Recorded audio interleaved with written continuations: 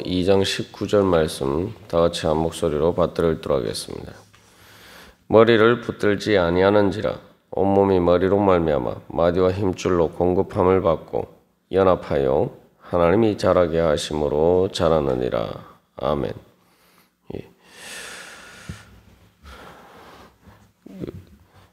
사도 바울은 예수 그리스도를 붙드는 것을 통해서 바로 이 하나님이 자라게 하시는 바로 영적인 성장을 이루라고 권면하고 있습니다.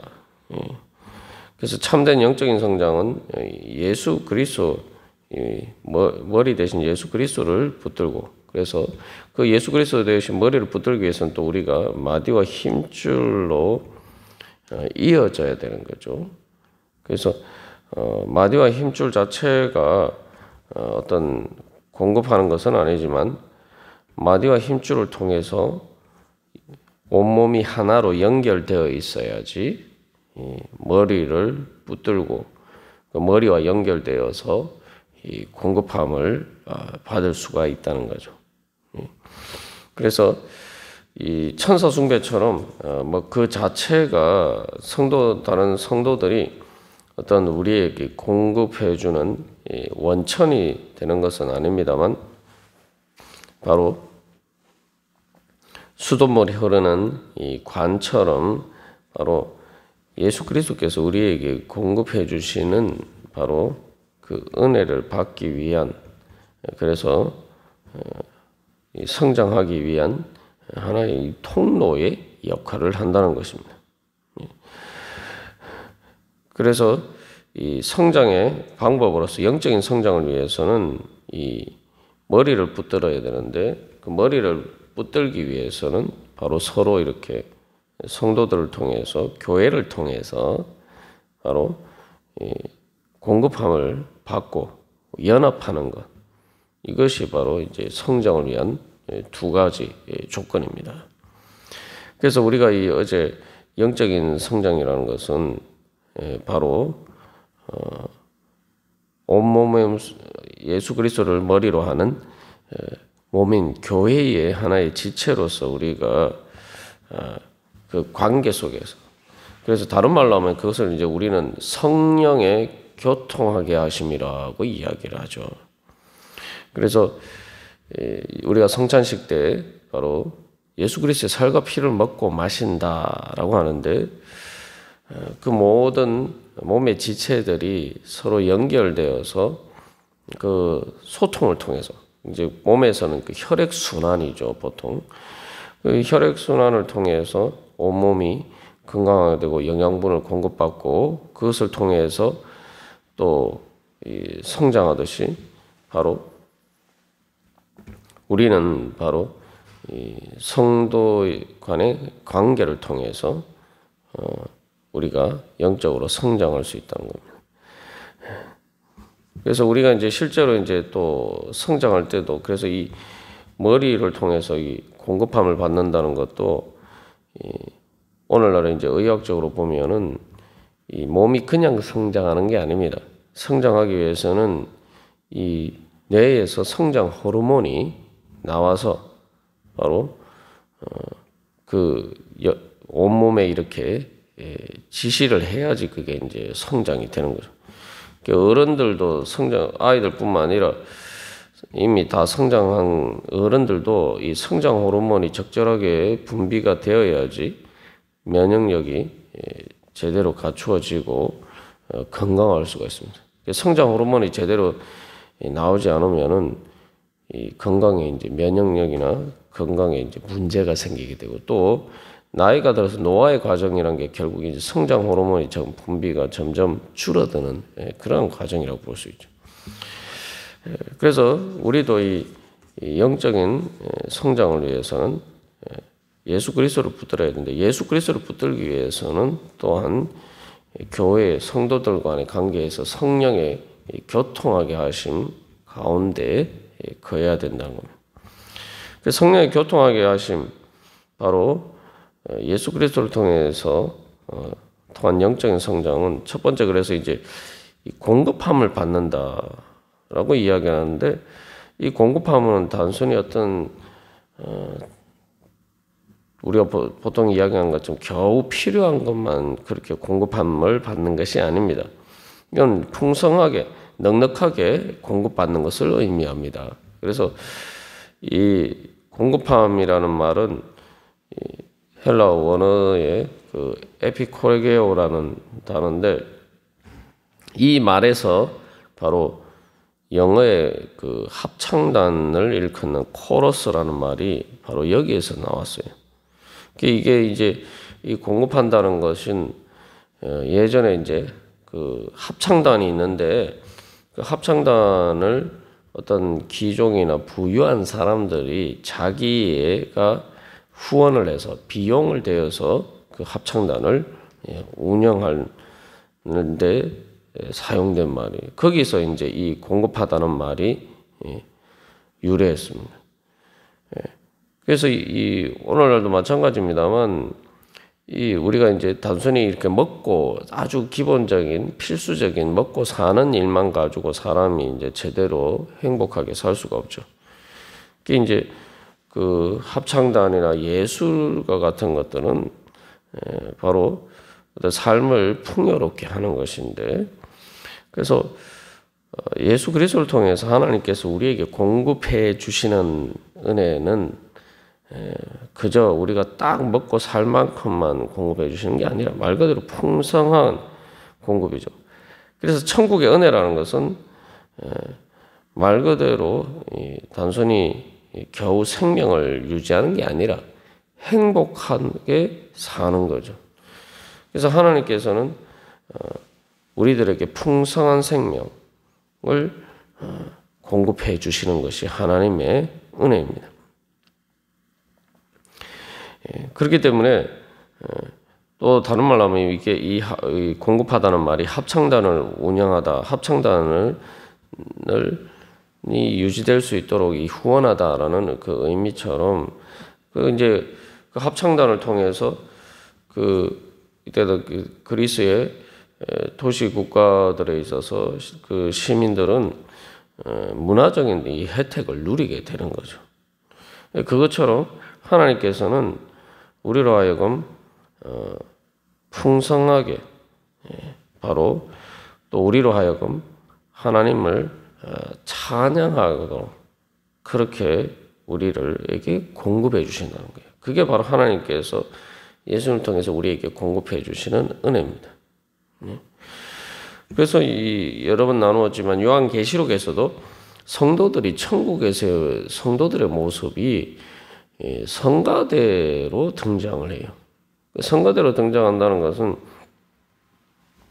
그게 어떤 의무로서 노래를 한다 이런 것이 아니라 말 그대로 하나님께서는 우리로 하여금 하나님을 찬양할 수 있도록 어린 양 대신 예수 그리스도를 찬송할 수 있도록 우리에게를 풍성하게 채워주신다는 거예요. 그러니까 우리가 이제 노래나 이제 예술적인 것들은 보면은 이게 마음이 즐겁고 행복해야 되는 거죠. 그래서 바로 하나님께서는 우리를 하여금 그래서 찬송하게 하신다. 그래서 에베소서 1장에서도 하나님께서 우리를 창조하신 목적이 바로 하나님을 찬양하게 하기 위해서다.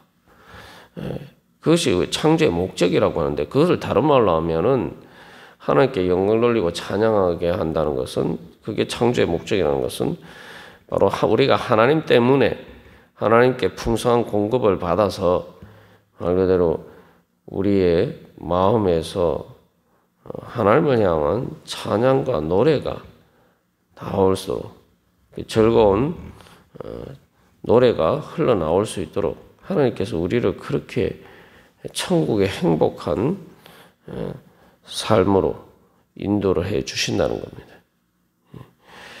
그리고 또한 이 공급함이라는 것은 또 그 용례들을 이 단어가 상징된 용례를 보면은 그 남편이 그 아내의 삶을 위해서 필요한 것을 공급하는 일종의 이제 결혼 계약의 그런 공급함을 가리킬 때도 사용이 됐습니다. 다시 말하면 이제 생계를 책임지는 거죠. 남편의 생계를 책임지는 그리고 공급하는 것을 의미합니다. 여기에서도 이제 결혼을 통해서 삶을 같이 할 때에 그 생계를 같이 할 때에 그 단순히 뭐 이 딱 필요한 것만 주는 것이 아니잖아요. 그죠? 말 그대로 모든 삶을 같이 누리고 그렇기 때문에 이것은 어떤 필수적인 부분뿐만 아니라 특별히 이제 결혼이나 또 가정에서의 공급함이라고 할 때는 바로 함께 행복하기 위해서 또 함께 삶을 즐겁게 살아가기 위해서 그것을 같이 하는 것이죠. 여기도 이제 중요한 하나님의 공급하심에 중요한 개념이 들어있는데 그것은 바로 하나님께서 우리에게 공급해 주실 때는 말 그대로 한 몸처럼 생각하신다는 거죠. 그래서 예수님을 신랑에 비유하고 교회를 신부에 비유하는 것도 바로 그런 의미죠. 그래서 예수님께서 우리를 보호하시고 양육하시고 또 우리에게 공급해 주시는 은혜는 말 그대로 신랑이 자기 아내를 위해서 모든 것을 책임지고 공급하는 것. 일종의 이제 결혼해서 같이 사는 삶에 비유하고 있어요. 그래서 이제 결혼 관계에서 이제 뭐 연애 관계도 마찬가지입니다만 서로 사랑할 때 가장 중요한 게 뭡니까? 딱 필요한 것을 공급하는 관계는 사랑하는 결혼 관계가 아니죠. 사랑이 있는 그 결혼이나 뭐 연애 관계에서 가장 중요한 것은 즐거움을 함께 누리는 거죠. 그래서 이제 보통 연애를 하거나 그러면은 이렇게 평소에 하지 않는 뭐 맛있는 음식을 먹는다든지 뭐 데이트를 할 때 보면은 그래서 이렇게 그때는 아끼지 않아요. 그 데이트할 때 막 돈 아끼고 이렇게 하진 않죠. 평소에는 이제 아끼다가도 데이트를 할 때는 풍성하게 뭔가 이렇게 후하게 그렇게 뭐 음식을 사서 먹고 또 즐거운 것을 함께 하고 그렇게 합니다. 그러니까 우리가 여기서 이제 공급함이라는 게 개념을 여기서 사도 바울이 공급함을 바꾸라고 할 때 우리가 그런 개념 속에서 이해를 해야 되는 거예요. 그러니까 이것은 결국 사랑의 공급함입니다. 그러니까 말 그대로 이게 뭐 남남이 아니라 말 그대로 한 몸이라는 거죠. 한 몸이기 때문에 가족들이 예를 들면은 이 식사를 같이 하면은 다 같은 한 상에서 같이 먹고 마시고 또 모든 그 경제적인 필요나 여러 가지 누리는 것들을 같이 누리죠. 그래서 그것을 뭐 남이라고 생각하지 않고 말 그대로 한 가족이라고 생각하면은 말 그대로 한 몸처럼 생각하는 거죠. 그러니까 예수님께서 십자가에서 자기 자신을 우리에게 주셨다. 그건 말 그대로 단순한 가족이나 그런 함께하는 것을 넘어서 예수님의 공급하심이라는 것은 자기 자신처럼 사랑하시는 거죠. 그래서 앞에서도 머리를 붙든다라고 할 때 머리를 붙드는 것이 그냥 예를 들면 단순히 종이 주인에게 순종하듯이 그런 것을 의미하는 게 아니에요. 아가서에서 이 붙든다는 말이 아가서에서 정말 상사병이 걸릴 정도로 사랑해서 그 사랑하는 사람을 다시는 놓치지 않겠다라고 하는 그 간절한 마음으로 붙드는 그 사랑의 붙듦이라고 이해를 할 때 우리가 그렇게 예수님을 붙들어야 되는 것은 예수님이 우리에게 공급해 주시고자 하시는 은혜가 그런 사랑의 넉넉한 공급하심이라기 때문이죠. 그래서 우리가 이 기도할 때도 마찬가지고 또 늘 이 주님 앞에 나아갈 때도 마찬가지고 하나님은 풍성하신 분이다. 마치 연애할 때 그 상대방의 환심을 사기 위해서 마음을 얻기 위해서 정말 귀한 선물을 하는 그러한 것처럼 주님께서는 우리에게 아끼지 않고 자신의 모든 것을 풍성히 부어주시는 분이다. 말 그대로 충만하게 부어주시는 분이시다. 우리가 이 믿음 가운데 나가야 됩니다. 우리가 신앙생활 하다 보면 자꾸 이렇게 뭔가 하나님을 자꾸 인색한 분으로 그렇게 이해할 수가 있는데, 그래서 이스라엘 백성들이 이제 하나님을 그렇게 인식을 했죠. 광야에서 보면은. 그래서 하나님은 딱 이렇게 광야에서 이제 죽지 않을 만큼만 이렇게 생명줄만 유지할 수 있도록 그렇게 해주시는 분이다. 이렇게 했지만 하나님은 단순히 만나만 주신 게 아니고 또 메추라기도 주셨어요. 그리고 만나라는 것도 그냥 이렇게 맛이 없는 게 아니고 이 만나는 단맛이 나는 겁니다. 단맛이 나는 거예요. 예수님도 보면은 부활절에 부활하시고 디베라 바닷가에서 베드로를 만나셨을 때도 단순히 떡만 주신 게 아니라 또 물고기도 같이 이렇게 요리를 해서 주시고, 그게 이제 마치 부모가 어린아이를 위해서 또 사랑하는 사람이 자기의 사랑하는 일을 위해서 모든 것을 풍성하게 정말 있는 것을 다 아낌없이 주는 것처럼 바로 그것이 하나님 아버지의 마음이고 그게 예수님을 통해서 나타난 하나님의 공급하심입니다. 그렇기 때문에 우리가 그 공급함을 받기 위해서는 바로 예수님을 바로 그런 마음으로 붙들어야 된다. 말 그대로 한 몸처럼 사랑하면서 붙들어야 됩니다. 그래서 결국에 이제 교회에서의 공급함이라고 할 때에 우리가 하나님 앞에 드리는 것도 마찬가지고 교회를 위해서 헌신하고 또 다른 성도들에게도 바로 우리가 그냥 딱 정말 이런 하나님 아버지께서 예수님께서 우리에게 주시고자 하시는 풍성한 생명을 주시고자 하시는 그 마음으로 우리가 그런 마음으로 우리가 다른 성도들을 대하고 만약 말 그대로 공급해 주고자 하는 그러한 믿음으로 갈 때에 그것을 통해서 나도 영적으로 성장하고 또한 다른 성도들도 영적으로 성장하게 됩니다. 그래서 여기서 우리가 다시 한번 기억해야 될 것은 우리가 성장하게 됐을 때 가장 중요한 특징이 어제도 나눴습니다만 뭡니까? 자기만 이렇게 먹고 사는 것이 아니라 뭔가 다른 사람에게 공급할 수 있는 그러한 능력을 가지게 되고 또 그런 역할들을 가정이나 사회에서 그런 역할들을 할 수 있게 됐을 때 그게 이제 진짜 제대로 성장한 것이죠. 그러니까 우리가 이 교회에서도 마찬가지입니다. 내가 진짜 영적으로 성장했다.